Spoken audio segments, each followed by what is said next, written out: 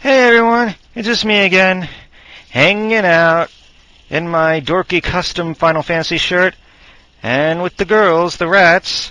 Of course, you all know Georgia, she's always here. And then there's Crystal whenever I can get her on camera. And for the first time, we see all three of them at once, including the new Blue Angel. Say hi, Blue. Woo! Okay, what else was there? Oh yeah, flea market pickups. For only $5, Toe Jam and Earl 2 for the Genesis. I got the original for a pretty cheap price too. These should go for 20 or more, lucky me. And for the NES, Star Tropics. This is considered a classic, but yet I've never tried it.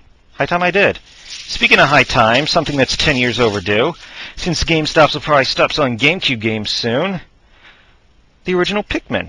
NecroVMX is always recommending I get this, so okay. Oh yeah, one last thing. I know someone who actually likes those new Alvin and the Chipmunks movies, Get Off of That Crystal, and I just wanted to get her this to show her this is what the fucking Chipettes are supposed to look like. Back then, they were adorable. Now, there's something between roadkill and furry fat bait. But enough of talking about so-so movies based on an 80s cartoon no one gives a crap about anymore. No, let's move on to a movie franchise that is, for lack of better terms, more mature and adult. Because nothing screams maturity more than running gags about a toddler constantly being exposed to drugs, a death-dealing, waffle-cooking robot, and being clairvoyant enough to parody Occupy Wall Street. Okay, I've seen the first Harold Kumar. It was funny, yes, but it seemed so random and pointless. So even though I scored the second one at a pawn shop for $2, I still haven't bothered to watch it. And when I saw the trailer for the third movie, I was not impressed. 3D seems a tad gimmicky to me. I had serious doubts about the concept staying fresh after all this time. And those who know me well, no, I am one of the most cynical bah-humbug bastards out there. A Christmas theme. Seriously? The only movie that pulled that off in my eyes was Tim Burton's Nightmare Before Christmas. But alas, my mother, who's half paralyzed from a stroke, begged to be taken to the theater to see it. Stoner shit is funnier to people who've had strokes, I guess. So, after blowing $30 on 2 tickets and a box of candy, I parked my ass, kinda annoyed and not expecting much. But as soon as the movie proper started, I realized I was too harsh to judge. I was in too much of a rush to judge. The first seemed too random. The second obviously just capitalized on political themes of the time. But this, right away, I could tell effort went into the writing and directing.